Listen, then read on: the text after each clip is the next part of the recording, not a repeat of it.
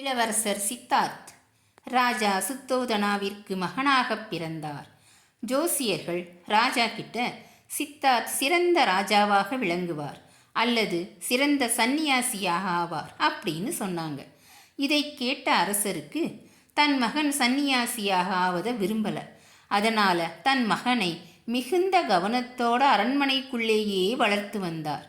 எந்த விதமான துன்பக் காட்சிகளையும் அவர் கண்ணில் படாமல் பாதுகாத்தார். அரசர் இளவரசர் சித்தார்த்துக்கு இளவரசி யசோதராவை திருமணமும் செஞ்சு வச்சார். சித்தார்த்தும் ரொம்ப மகிழ்ச்சியோடு வாழ்ந்து வந்தார். அவர்களுக்கு ஒரு ஆண் குழந்தை பிறந்தது.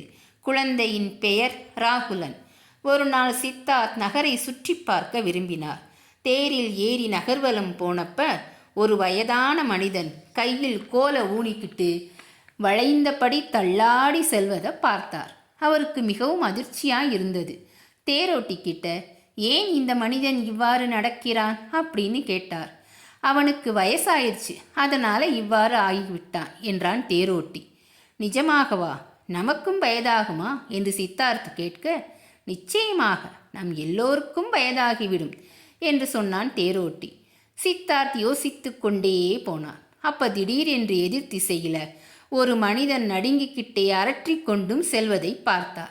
இவன் ஏன் இதுபோல் வித்தியாசமாக இருக்கிறான் அப்படின்னு கேட்க, இவன் நோயாளி, வலியினால் அவதிப்படுகிறான் என்றான் தேரோட்டி. நோய் என்பது எல்லோருக்கும் பொதுவானதா என்று கேட்க, ஆம் இளவரசே, நோயால் அவதிப்படுவதை யாராலும் தவிர்க்க முடியாது என்றான் தேரோட்டி. சித்தார்த் இதையெல்லாம் பார்த்து ரொம்ப வருத்தப்படுறார்.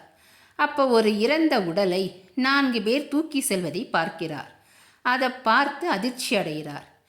பிறந்தவர்கள் இறப்பது உறுதி இளவரசே என்று தேரோட்டி சொல்ல, மூப்பு, பிணி, மரணம் இவற்றுக்கெல்லாம் ஏதேனும் தீர்வு உள்ளதா என்று தீவிரமாக யோசித்தார். அன்று இரவு அரண்மனையில் அவரால் தூங்கவே முடியல. தூங்கிக் கொண்டிருந்த மனைவியையும் மகனையும் கடைசியாக ஒரு முறை பார்த்துட்டு அரண்மனை போகங்களையெல்லாம் உதறிட்டு காட்டை நோக்கி போறார். இந்த துயரங்களுக்கெல்லாம் மூல காரணத்தை கண்டுபிடிக்க வேண்டும் என்று உறுதியோடு போறார். ஒவ்வொரு இடமாக அலைந்து பல இடங்களில் திரிந்து ஞானமும் மனசாந்தியும் அடைய தபஸ் செய்ய தொடங்கினார். இறுதியில் போதி மரத்தின் அடியில் ஞானம் அவருக்கு கிடைச்சது. இளவரசர் சித்தார்த் கௌதம புத்தரானார். புத்தர் மக்களுக்கெல்லாம் வழிகாட்டியாக திகழ்ந்தார்.